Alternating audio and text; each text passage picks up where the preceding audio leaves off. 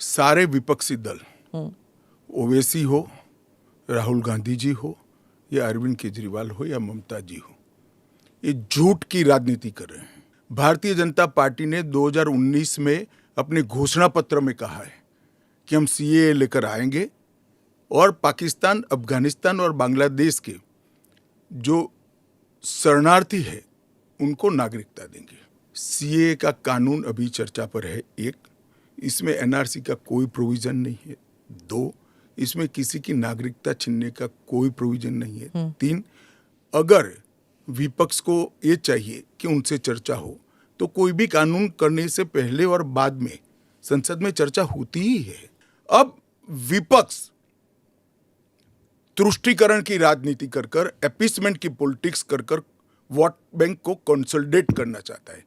मैं उनको विनती करना चाहता हूं कि आप एक्सपोज हो चुके हो, ये मत करिए।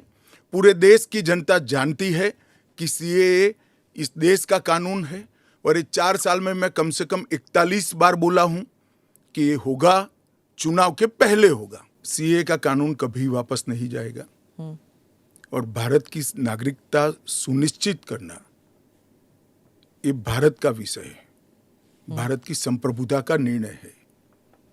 इसके साथ हम कोई कॉम्प्रोमाइज नहीं कर सकते।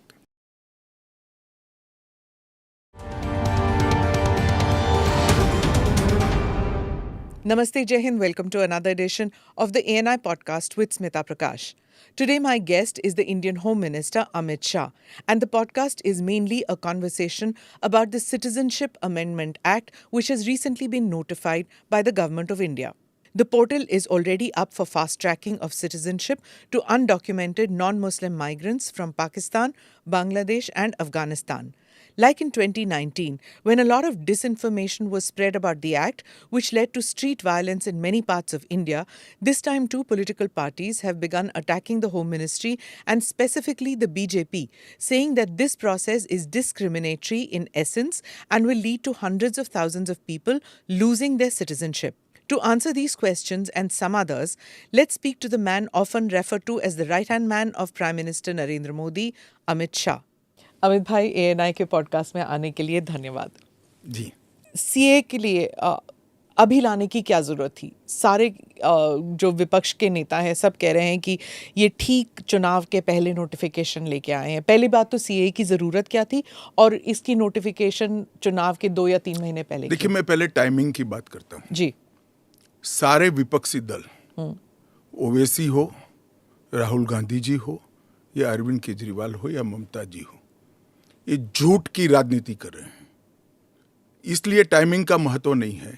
भारतीय जनता पार्टी ने 2019 में अपने घोषणा पत्र में कहा है कि हम सीएए लेकर आएंगे और पाकिस्तान, अफगानिस्तान और बांग्लादेश के जो शरणार्थी है उनको नागरिकता देंगे।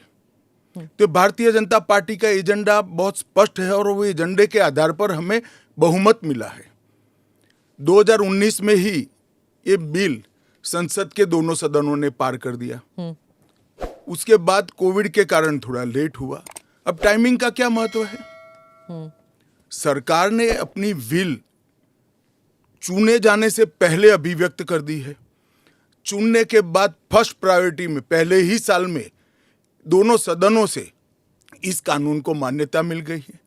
रूल्स फॉर्मेलिटी है। अब टाइमिंग का या पॉलिटिकल गेन या लॉस का सवाल नहीं है।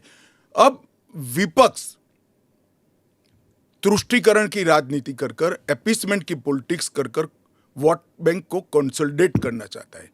मैं उनको विनती करना चाहता हूं कि आप एक्सपोज हो चुके हो, ये मत करिए। पूरे देश की जनता जानती है कि सीएए इस देश का कानून है और ये 4 साल में मैं कम से कम 41 बार बोला हूं कि ये होगा, चुनाव के पहले होगा। अब क्या मतलब है टाइमिंग का सवाल करने का? तो इतने साल तो हुआ नहीं ना, 2019 के बाद अब हुआ है। स्मिता जी, मुझे एक बात बताइए, wheel of legislator, wheel of government bill से प्रकट होता है या रूल से प्रकट होता है? ऑब्वियसली बिल से। रूल व्यवस्था करता है, जो करने में पहले कोविड के कारण और बाकी सारे पॉलिटिकल इश्यूज के कारण लेट हुआ। मगर कब से नागरिकता मिलेगी? तो 2014 के पहले से वो थंब रूल वहीं का वहीं है। आज क्या फर्क पड़ गया है बताइए? कोई फर्क नहीं पड़ा है। भारतीय जनता पार्टी को के लिए ये पॉलिटिकल गेन का मुद्दा नहीं है। भारतीय जनता पार्टी के लिए, हमारे नेता नरेंद्र मोदी जी के लिए अफगानिस्तान, पाकिस्तान और बांग्लादेश से आए हुए करोड़ों शरणार्थियों को उनका अधिकार देने का मुद्दा है, उनकी वेदना से मुक्ति दिलाने का मुद्दा है और उनकी 3 पीढ़ी को न्याय देने का मुद्दा है, जो कांग्रेस पार्टी ने कभी नहीं दिया। आप कह रहे हैं करोड़ों लोग यहाँ आएंगे, लेकिन ये पॉलिटिकल नहीं है, मतलब आपको कोई पॉलिटिकल फायदा नहीं होगा। लेकिन जो विपक्ष है वो कहती है कि आप एक नया वोट बैंक बना रहे हैं, बीजेपी एक नया वोट बैंक बना रही है अपने लिए। देखिए, विपक्ष को और कोई काम नहीं। उन्होंने तो सर्जिकल स्ट्राइक और एयर स्ट्राइक को भी बताया कि आपका पॉलिटिकल फायदा है, तो क्या हम टेररिज्म पर कदम न उठाए? इन्होंने 370 को भी बताया कि ये आपके पॉलिटिकल फायदे के लिए कर रहे हैं। हम 1950 से कह रहे हैं कि हम 370 को हटाएंगे। उनका हिस्ट्री है, जो बोलते हैं वो करते नहीं है। मोदी जी का हिस्ट्री है, जो भारतीय जनता पार्टी ने कहा है, नरेंद्र मोदी ने कहा है, वो पत्थर की लकीर है। मोदी की हर गारंटी पूरी होनी है। 2019 में आपने एएनआई को इंटरव्यू में कहा था कि जो हिंसा हुई थी उस वक्त, सीए के कारण जो हिंसा हुई थी, उस वक्त आपने कहा था एक डिसइंफॉर्मेशन कैंपेन है और वो आप दूर नहीं कर पाए उस डिसइंफॉर्मेशन को, मिस इन्फॉर्मेशन, डिसइंफॉर्मेशन, जो भी। इस बार क्या पार्टी जो है या सरकार जो है उसको अलग कर पाई है? स्मिता जी, दरमियान में मैंने कहा 41 टाइम, 41 बार अलग अलग मंचों से इसके बारे में मैंने डिटेल बात करी है कि इस देश के अल्पसंख्यक माइनॉरिटीज या तो किसी और व्यक्ति को डरने की जरूरत नहीं है, क्योंकि सीए में किसी की नागरिकता लेने का प्रावधान ही नहीं है। सीए सिर्फ और सिर्फ 3 देश, अफगानिस्तान, पाकिस्तान और बांग्लादेश से हिंदू, सिख, बौद्ध, क्रिश्चियन और पारसी, जो जैन और पारसी शरणार्थी आए हैं, इनको उनका अधिकार देने का कानून है, नागरिकता देने का कानून है, जिससे इनके जीवन की वेदनाओं को हम कम कर पाए। मैं बाकी रिलीजन्स के बारे में बाद में आती हूँ, पहले मुसलमान समुदाय के बारे में बात करते हैं, क्योंकि चाहे ओवैसी साहब हों, चाहे ममता बनर्जी हों, और फिर बहुत से विदेशी मीडिया जो है वो भी कह रही है it's an anti Muslim law, because आप मुसलमानों को नहीं शामिल कर रहे हैं, तो वो क्राइटेरिया ही है कि मुसलमान नहीं होने चाहिए। ऐसा नहीं है। आप इस लॉ को आइसोलेशन में नहीं दे सकते। इस देश का एक इतिहास है। 15 अगस्त 1947 को देश का विभाजन हो गया, देश 3 हिस्सों में बंट गया। वो बैकग्राउंड है। भारतीय जनसंघ, भारतीय जनता पार्टी हमेशा विभाजन का विरोध किया। हम कभी सहमत नहीं थे। इस देश का विभाजन धर्म के आधार पर होना ही नहीं चाहिए था, मगर उस वक्त किया गया। जब धर्म के आधार पर आप विभाजन करते हो और वहाँ जो अल्पसंख्यक है उन लोगों पर ढेर सारे अत्याचार हो, धर्म परिवर्तन कराए जाए, इनकी महिलाओं को अपमानित किया जाए, वो माँ बहन बेटी के लिए वो शरण में आए भारत की, तो क्या उसको यहाँ नागरिकता का अधिकार नहीं है? और स्वयं कांग्रेस के नेताओं ने आज़ादी के वक्त सैकड़ों भाषणों में कहा है कि अभी मारकाट चल रही है, अभी जहाँ है वहाँ रह जाइए, बाद में जब कभी भी भारत में आएंगे आपका स्वागत है। परंतु बाद में इलेक्टोरल पॉलिटिक्स चालू हुई, वोट बैंक की राजनीति चालू हुई। अपीसमेंट के कारण वो वादा कांग्रेस पार्टी ने कभी पूरा नहीं किया, जो आज नरेंद्र मोदी पूरा कर रहे हैं।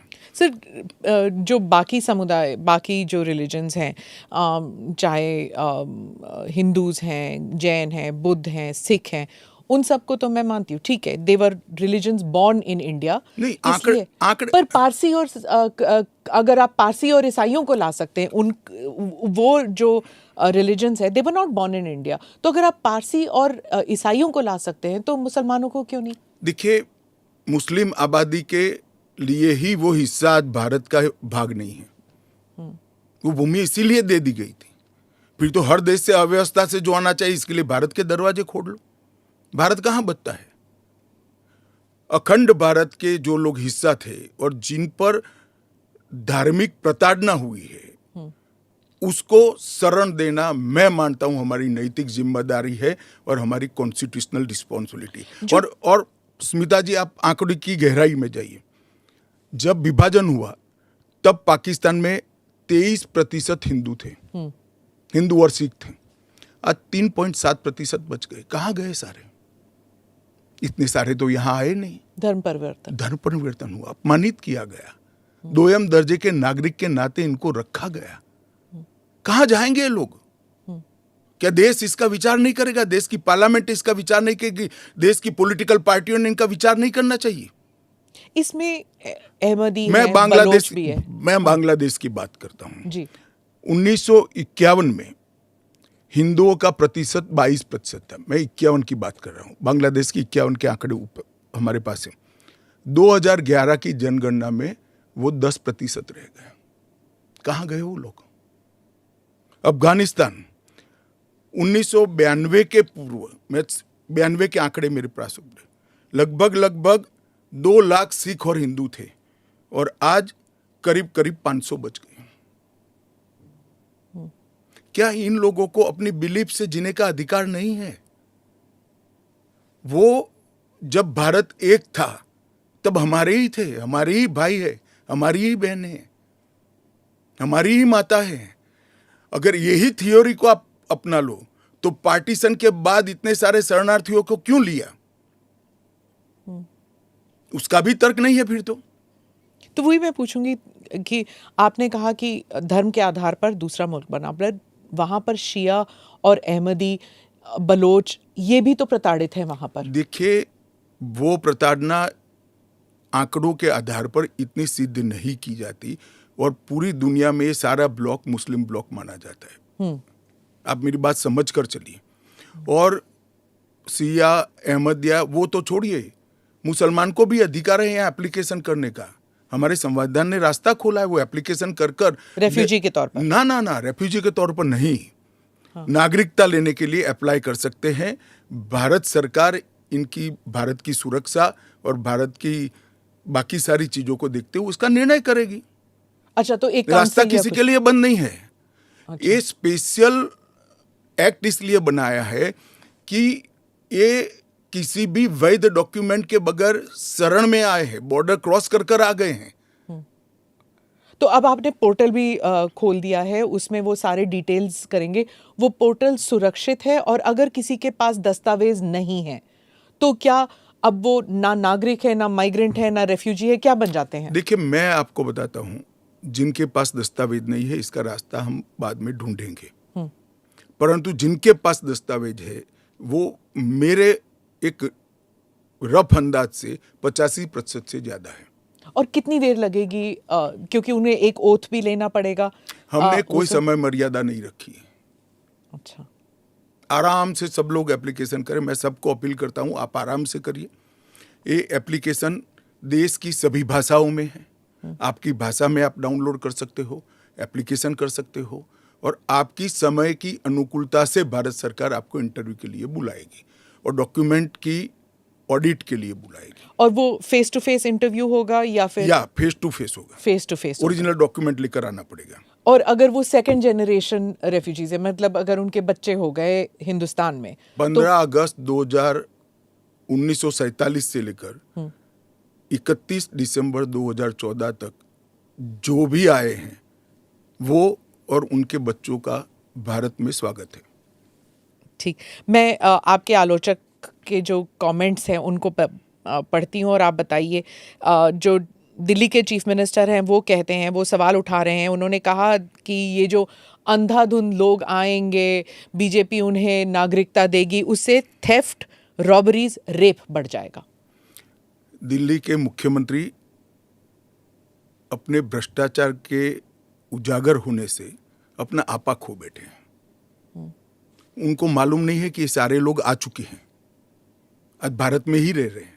सिर्फ इनको अधिकार नहीं मिला है, वो अधिकार देने की बात है। 2014 तक जो आ गए इनको नागरिकता देनी है। और इतनी ही चिंता है तो वो क्यों बांग्लादेशी घुसपैठियों की बात नहीं करते हैं? रोहिंग्यास का विरोध क्यों नहीं करते हैं? क्योंकि वो वोट बैंक की पॉलिटिक्स कर रहे हैं। दिल्ली के चुनाव उनके लिए लोहे के चने चबाने जैसे हैं, इसलिए वोट बैंक की पॉलिटिक्स कर रहे हैं। नौकरी का कहाँ सवाल है, वो ऑलरेडी यहाँ है। और क्या? बांग्लादेशी नौकरी का अधिकार नहीं मार रहे हैं क्या? रोहिंग्याज नहीं मार रहे हैं? इनके लिए तो आप कभी नहीं बोले भाई। सिर्फ जो हिंदू शरणार्थी आए हैं, जो बौद्ध शरणार्थी आए, जो जैन, पारसी और क्रिश्चियन शरणार्थी, इसी का विरोध कर रहे हैं। वो यही कह रहे हैं कि आप अपने नागरिकों को नौकरी नहीं दे पा रहे हैं और इनको आप स्मिता जी वो पार्टीशन के बैकग्राउंड को भूल गई हैं। शायद उनको जो निराश्रित आए थे, जो रेफ्यूजीज आए थे, इनके परिवार के साथ एक चाय पीनी चाहिए। अरबों खरबों रुपए की संपत्ति छोड़कर रेफ्यूजी बनकर यहां आए थे, दिल्ली के बाजार में सब्जियों की दुकान लगाई थी। मोदी जी ने विभाजन की विभीषिका का दिन मनाकर उसको हिस्ट्री का हिस्सा बनाया है।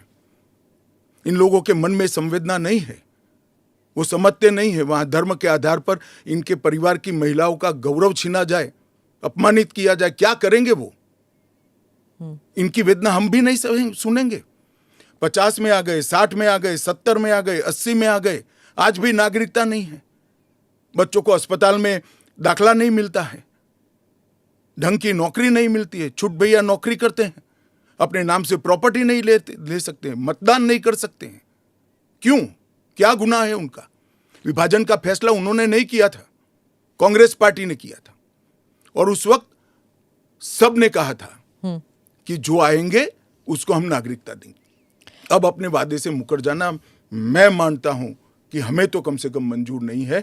इनकी संवेदनाओं को भारतीय जनता पार्टी भी महसूस करती है, इस देश के प्रधानमंत्री भी महसूस करते हैं, और हम मानते हैं कि इनकी ये 75 साल की वेदनाओं का अंत कभी न कभी आना चाहिए, और ये चुनाव के पहले आ जाए वो ठीक है। ममता बनर्जी पे आती हूँ।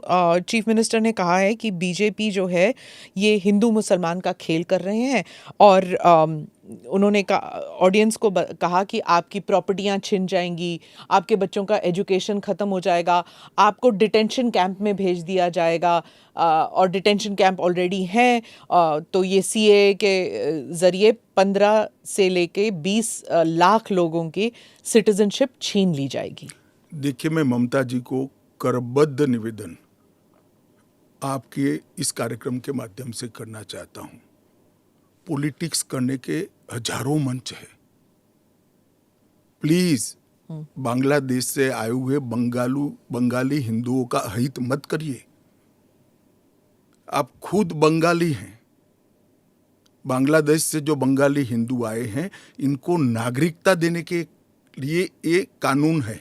ममता जी को मैं खुली चुनौती देता हूं, इस कानून की धारा में से किसी की नागरिकता छीनने की एक धारा वो बता दे सार्वजनिक रूप से। वो खौफ पैदा कर रही है, हिंदू और मुसलमानों के बीच में विखवाद कराना चाहती है, अपनी वोट बैंक का कंसोलिडेशन करना चाहती है। ममता जी, इसको मत रोकिए, करने जैसा काम है घुसपैठ रोकिए। नहीं रोक रही है वो नहीं कर रही, आप हमें कोऑपरेट नहीं कर रही। आसाम में कंप्लीट घुसपैठ रोक गया क्योंकि वहां भारतीय जनता पार्टी का शासन है। किस तादाद तक घुसपैठ हुआ है और कब से हो रहा है? देखिए, इसके अधिकृत आंकड़े जब तक राज्य सरकार कोऑपरेट न करे ढूंढना बहुत दिक्कत होती है, क्योंकि कलेक्टर के हाथ में पूरा मशीनरी। और डिटेंशन कैंप की बात, अगर वो दिन दूर नहीं है जी, वो दिन दूर नहीं है कि वहां पर भी भारतीय जनता पार्टी की सरकार आएगी और हम इसको कड़ाई से रोकेंगे। इसीलिए तो आपको चाणक्य कहते हैं पॉलिटिक्स। नहीं, मैं मानता हूं कि अगर इसी प्रकार की पॉलिटिक्स आप करेंगे, इतने महत्वपूर्ण राष्ट्रीय सुरक्षा के मुद्दे के साथ अपीसमेंट की पॉलिटिक्स कर घुसपैठ होने देंगे, जो शरणार्थी आए हैं उनको नागरिकता देने का विरोध करेंगे, तो जनता आपके साथ नहीं रहेगी। ममता जी को शरणार्थी और घुसपैठिए दो शब्द के बीच का अंतर ही मालूम नहीं है। मालूम नहीं है या जान के नहीं कर रही? अब मैं तो जो बोलती है वो सच मानता हूं, इसलिए कह रहा हूं मालूम नहीं है। डिटेंशन कैंप के बारे में बताइए, इसके बारे में बहुत गलतफहमी आ रही है। ऐसा है, आप स्मिता जी इतनी जागरूक पत्रकार है, देश की जानी मानी पत्रकार है, आप भी स्वयं एक बार सीएए को पढ़ लेती, इसके रूल्स को पढ़ लेती, तो मालूम पड़ता इसमें डिटेंशन कोई कैंप की प्रोविजन ही नहीं।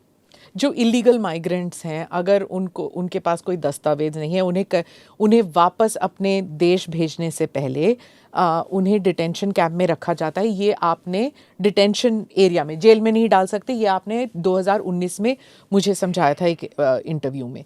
CAA में डिटेंशन कैंप नहीं है। इसी को लेकर मैं सवाल पूछ रही हूँ कि अगर CAA के तहत वो लोग नहीं आते तो वो कहाँ जाएंगे, क्या होगा उनका? नहीं, उनकी व्यवस्था होगी ना। 100 लोगों का प्रॉब्लम है तो उसमें से 85 का तो अभी क्लियर हो रहा है, बाकी का आगे सोचेंगे। तो कितने लोग होंगे आपके हिसाब से? लाखों में, करोड़ों में, हजारों में, कितने लोग हैं? देखिए, ढेर सारे लोग हैं, इसकी कोई गिनती नहीं है। वो जब एप्लीकेशन आएगी, और बहुत सारे लोग, ये जो मिस कैंपेन चल रहा है, अपप्रचार चल रहा है, इसके कारण शायद एप्लीकेशन करते हुए भी डरेंगे। मैं सबको आश्वस्त करना चाहता हूं, आप यहां पर अप्लाई कर दीजिए। नरेंद्र मोदी गवर्नमेंट पर भरोसा रखिए, आपको रिट्रोस्पेक्टिव इफेक्ट से सिटीजनशिप दी जाएगी। आपका अवैध तरीके से भारत में आना, इस शरणार्थी के रूप में आपको स्वीकृति ये कानून दे रहा है। इसका कोई क्रिमिनल केस आप पर होगा नहीं, और आपकी भारत में की हुई सारी एक्टिविटी को भी वैधता प्रदान की जाएगी। तो किसी को डरने की जरूरत नहीं है। उनके पास एक्स्ट्रा राइट्स होंगे या इक्वल राइट्स होंगे या कम राइट्स होंगे? इक्वल राइट होंगे, वो भारत के नागरिक माने जाएंगे। मेरा और आपके जितना ही अधिकार उनका होगा। एक और बात थी, वो एक तो गलतफहमी, अप्रचार कहिए या जो भी है, या कंफ्यूजन ही कहिए, कि असम में CAA लागू होगा या नहीं होगा, और NRC और CAA ये इनका क्रॉसिंग है कि नहीं, इंटर देखिए, असम में जो NRC की ऑर्डर हुए वो सुप्रीम कोर्ट ऑफ इंडिया की, इसका CAA से कोई लेन देन नहीं है। आसाम नहीं, देश के हर हिस्से में CAA लागू होगा। सिर्फ नॉर्थ ईस्ट के राज्य जहां पर 2 प्रकार के विशेषाधिकार उनको दिए गए हैं, वो विशेषाधिकार के तहत जो राज्य आते हैं उनको ही CAA नहीं होगा। एक इनर लाइन परमिट का प्रोविजन है, और संविधान की 6ठी अनुसूची में शामिल जनजातीय क्षेत्र है। हाँ, वो जो 6th शेड्यूल में वो असम के कुछ, जम्मू कश्मीर के कुछ इलाके, राजस्थान के कुछ इलाके, हिमाचल के कुछ इलाके आते हैं उसमें। वहाँ नहीं लागू होगा, बाकी सब जगह लागू हो जाए। पर लोग नहीं जानते ना, क्योंकि कुछ साल वो यहाँ हैं, कुछ साल, और जो ट्राइबल इलाके हैं उनका जो कॉम्पोजिशन है वो बदलेगा नहीं CAA की वजह से? जरा भी नहीं बदलेगा। ट्राइबल कॉम्पोजिशन और उनके अधिकार को हम जरा भी डाइल्यूट नहीं कर रहे हैं। हमने एक्ट में ही प्रोविजन कर दिया है कि जहां पर भी इनर लाइन परमिट है और जहां संविधान की 6ठी सूची में जो क्षेत्र शामिल किए गए हैं, इन पर वहां पर CAA नहीं लागू होगा, और वहां के एड्रेस वाला एप्लीकेशन भी ऐप में अपलोड ही नहीं होता है। तो लागू होने का सवाल ही नहीं आता है। और एक्ट में ही प्रोविजन है, मगर हमने एप्लीकेशन में भी वो एरिया को एक्सक्लूड कर दिया है। कोई अप्लाई करेगा भी वो वहां से तो नहीं, ऐप ही नहीं खुलेगा। पर वो कहीं और जाके अप्लाई कर सकता है तो वो भारत के नागरिक तो बन ही सकते हैं। हाँ, अच्छा, ओके। वो संविधान की 6ठी अनुसूची में सुरक्षित क्षेत्रों के नागरिक नहीं बन सकते।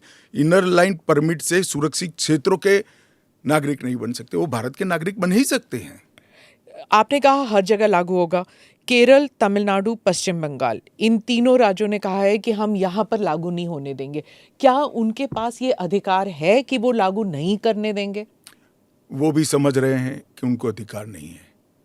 हमारे संविधान के अनुच्छेद 11 में संसद ने नागरिकता के बारे में कानून बनाने का अधिकार केवल और केवल भारत की संसद को दिया गया है। एक केंद्र का विषय है, केंद्र और राज्यों का साझा विषय नहीं है। तो नागरिकता के बारे में कानून और कानून का इम्प्लीमेंटेशन, वो दोनों हमारे संविधान की 246/1 अनुच्छेद के माध्यम से इसको शेड्यूल 7 में डाला गया है, जो केंद्र की, इसकी तमाम शक्तियां केंद्र को दी गई है। पर जैसे वेरिफिकेशन वगैरह है, पूरा जो ग्राउंड पे तो चेकिंग होगी ना, वो सब तो स्टेट गवर्नमेंट ही करेंगे। क्या वेरीफाई करना है? सिर्फ पोर्टल के थ्रू? वो तो इंटरव्यू में लेकर आएंगे कि मैं बांग्लादेश से आया हूं, देखिए मेरा पुराना डॉक्यूमेंट है। और वो राज्य में नहीं होगा इंटरव्यू?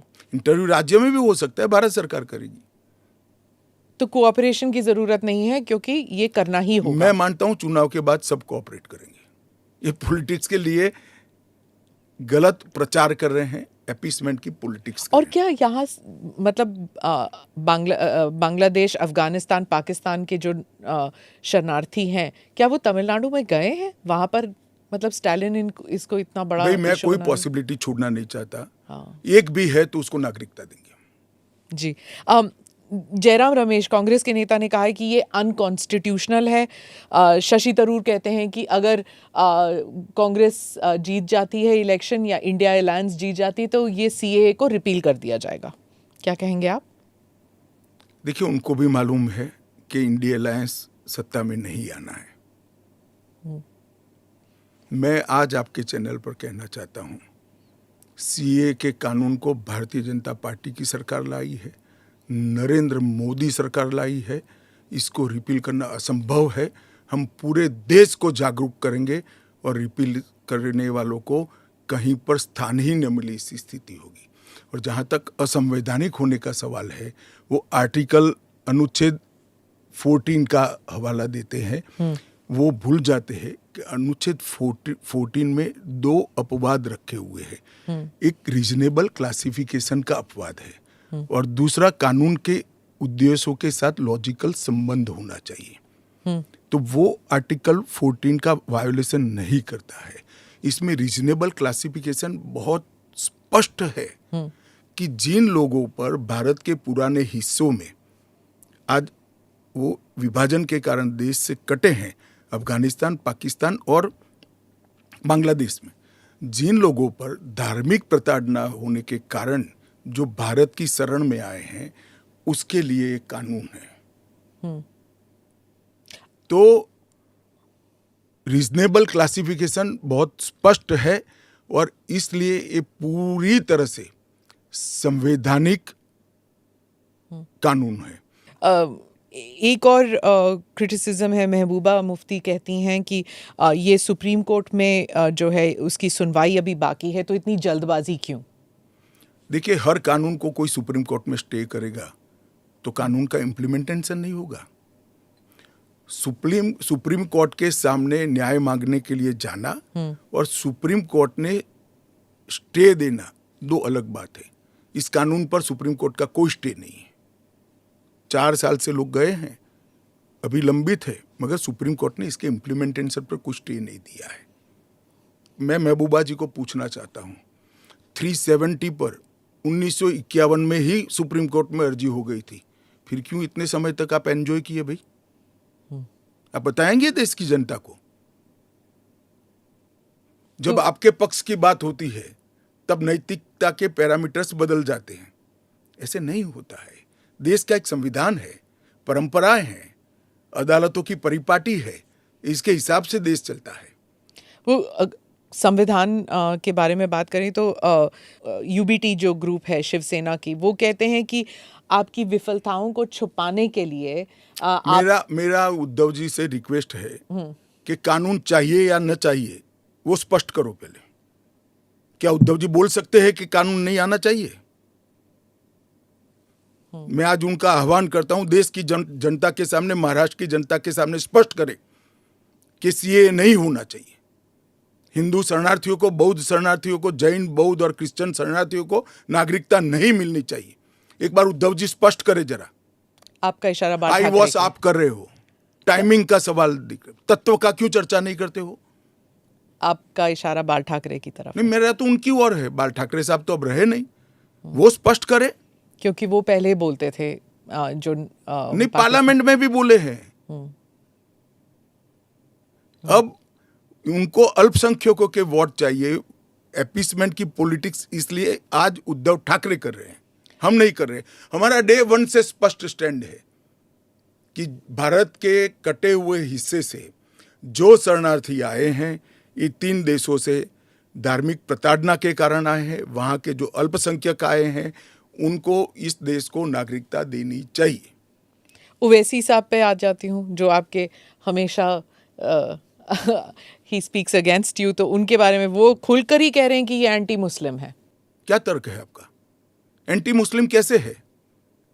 कि आप सिर्फ मुसलमानों को एक उसको आपने क्राइटेरिया बना दिया, ये मैं वो कह रहे हैं। क्राइटेरिया ये बना है कि जिस पर धार्मिक प्रताड़ना होती है इसको देंगे, और अगर वो और मुसलमान भारत तो के नहीं। पुराने हिस्से से मुसलमानों पर इसलिए धार्मिक प्रताड़ना नहीं हो सकती कि तीनों देश घोषित इस्लामी स्टेट है। कौन करेगा धार्मिक प्रताड़ना? कौन करेगा इस्लाम के अनुयायियों के साथ? ये तीनों देश घोषित इस्लामिक स्टेट है, इनके नाम के अंदर है, इनके संविधान में है। पर मैं फिर से वही पूछूंगी कि अगर आप ईसाइयों को दे सकते हैं, अगर आप पारसीज को दे सकते हैं जो इस्लामिक नहीं हैं, और अगर उन पर हो रहा है तो फिर आप why can't you give it मुसलमानों को क्यों नहीं? देखिए, ऐसे तो फिर दुनिया भर से देश में जो आए सबको नागरिकता दे। तो अमेरिका तो करता है ना, सबको ले हम भी लेता है। करते हैं, अप्लाई करे वो घुस कर नहीं आ सकते। उनको ऑफिशियल एयरपोर्ट से, ऑफिशियल पोर्ट से, ऑफिशियल लैंड पोर्ट से आने की परमिशन ही नहीं है, इसलिए बेचारे घुस कर आते हैं, शरण में आते हैं। अमित भाई, वो आपका एक वो इंटरव्यू बार बार लूप पे चल रहा है हर जगह कि क्रोनोलॉजी समझिए, सीए के बाद एनआरसी आएगा। देखिए, ऐसा है स्मिता जी, सीए का कानून अभी चर्चा पर है। एक, इसमें एनआरसी का कोई प्रोविजन नहीं है। दो, इसमें किसी की नागरिकता छीनने का कोई प्रोविजन नहीं है। तीन, अगर विपक्ष को ये चाहिए कि उनसे चर्चा हो तो कोई भी कानून करने से पहले और बाद में संसद में चर्चा होती ही है। तो दोनों को मिक्सअप कर कर आप क्या लेना चाहते हो? अभी सिर्फ सीए चर्चा में है। जैसे सीए को इतना वक्त लगा, जिस तरह फार्म लॉज को रोल बैक किया गया क्योंकि सच अ लॉट ऑफ बैकलैश, तो क्या अगर इंटरनेशनल प्रेस में आने लगे और अगर यहाँ पर सड़कों पर लोग उतर आए तो क्या ये भी वापस ले लिया जाएगा? देखिए, सीए का कानून कभी वापस नहीं जाएगा, और भारत की नागरिकता सुनिश्चित करना ये भारत का विषय है, भारत की संप्रभुता का निर्णय है। इसके साथ हम कोई कॉम्प्रोमाइज नहीं कर सकते। जब हम ट्राइबल एरियाज़ की बात करते हैं, अभी आपने कहा कि जो 6 शेड्यूल और जो काउंसिल्स, ट्राइबल काउंसिल्स का एरिया था, वहाँ पर ये ऑटोनोमस काउंसिल्स जहाँ पर हैं वहाँ पर नहीं होगा, लागू नहीं होगा। इन एरियाज़ में जो है डेवलपमेंट होता नहीं है क्योंकि इतने सारे लेवल्स ऑफ गवर्नेंस होते हैं वहाँ पर। आप 2 दशक पहले की बात कर रही हैं। हाँ, आज वहाँ जाकर आइए, मोदी जी ने पूरे नॉर्थ ईस्ट में एयरपोर्ट वगैरह, हाँ, एयरपोर्ट बना दिए, रेल पहुंचने को आ गई, रोड बना दिए, हर घर में बिजली पहुंच गई, शौचालय पहुंच गया, हर घर में स्वास्थ्य की सुविधाएं पहुंच गई, गैस का सिलेंडर पहुंच गया, शिक्षा की भी उच्चतम शिक्षा संस्थान आज नॉर्थ ईस्ट में एस्टैब्लिश हुए हैं। जो पोर्टल से जब इनको नागरिकता मिलेगी, इससे उनको क्या क्या सुविधाएं मिलेगी? क्या आम नागरिक की तरह, या फिर जैसे उनको ये दिखाना पड़ेगा कि हाँ सीएए के तहत हमको नागरिकता मिली है? क्या ये अलग आइडेंटिटी? ना ना ना ना ना, वो भारत के आम नागरिक की तरह ही भारत के नागरिकों की सूची में सम्मान के साथ समाहित हो जाएंगे, और उनको मेरे और आपके जितना ही अधिकार होगा।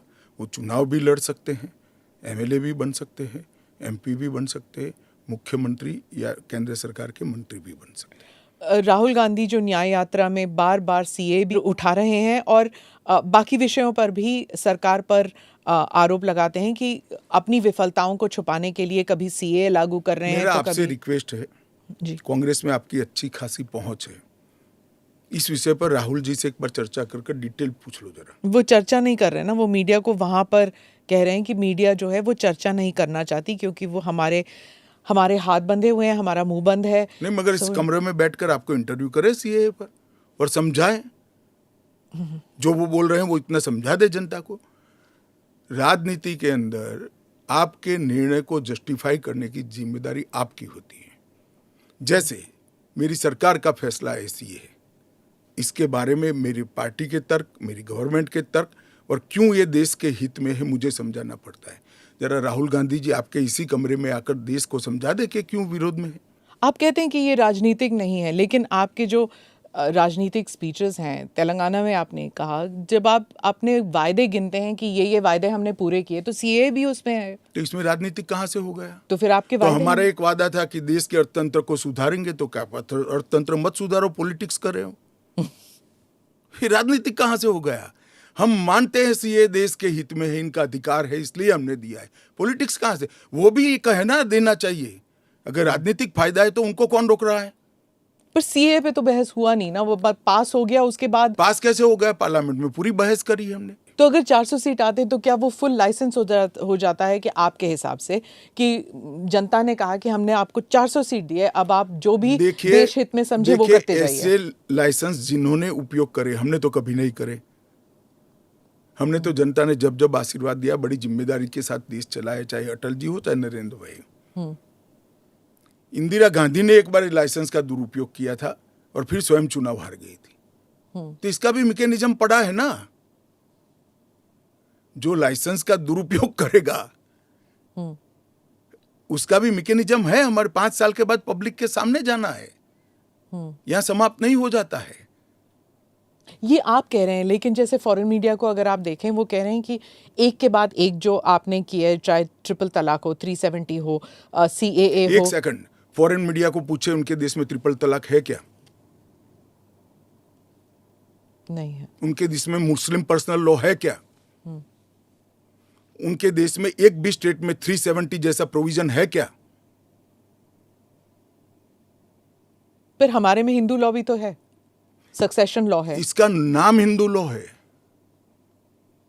वो देश का नागरिक कानून ही है।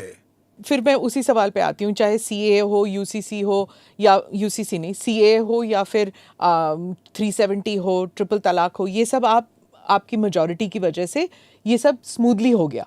अगर आप 400 लेकर आते हैं तो फिर तो कुछ और ही हो सकता है, इन द सेंस कि प्रियम्बल तक आप बदल सकते हैं, सोशलिज्म हटा देंगे, सेक्युलरिज्म हटा देंगे। संविधान की रचना करते वक्त ये सारी चीजें बहुत सोच समझकर बनाई गई हैं। तो मुझे बताइए कि जब जवाहरलाल नेहरू जी की पूर्ण बहुमत होती थी, इंदिरा जी की होती थी, राजीव गांधी को 400 सीट मिल गई, तो उस वक्त सब उचित था? नहीं था ना, इसीलिए तो उन्हें हटा दिया गया। तो हम भी नहीं करेंगे, उचित नहीं करेंगे, हम संयम नहीं रखेंगे, सेल्फ डिसिप्लिन नहीं रखेंगे, तो हमें भी बदल देंगे।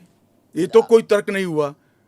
देखिए, नरेंद्र मोदी के पास, इस देश के प्रधानमंत्री के पास 10 साल का ए ग्रेड पास्ट रिकॉर्ड है और 25 साल का प्लानिंग है।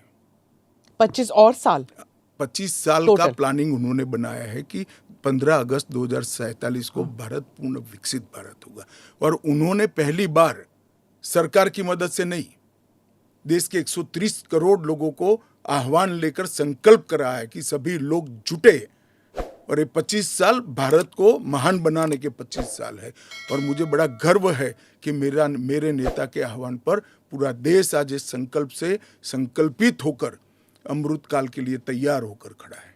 इसके साथ साथ इस देश में गुड गवर्नेंस, इस देश के अर्थतंत्र को दुनिया के प्रमुख अर्थतंत्रों में शुमार करना, दुनिया भर के टेक्नोलॉजी और R&D के लिए एक प्लेटफॉर्म बनाना, भारत को मैन्युफैक्चरिंग का हब बनाना, भारत को हर क्षेत्र में आत्मनिर्भर बनाना, इस देश की शिक्षा व्यवस्था को दुनिया के साथ और दुनिया से आगे ले जाने का प्रयास करना, ये सारी चीजें हमने करी है और ये भी हमारा एजेंडा है। मगर आप जब हमारे भाषण में से कुछ चुन लेती हो तो यही मुद्दे चुनती हो। अगर आप चुनाव जीतते हैं, अगले 5 साल में एजेंडा क्या होगा? चलिए, एजेंडा हमारा घोषणा पत्र आएगा, इसमें आ जाएगा। आपका बहुत बहुत धन्यवाद। चलिए, धन्यवाद। Thank you for watching or listening to this edition of the ANI podcast with Smita Prakash. Do like or share this conversation with whoever you think will benefit from listening to this conversation. Namaste, Jai Hind.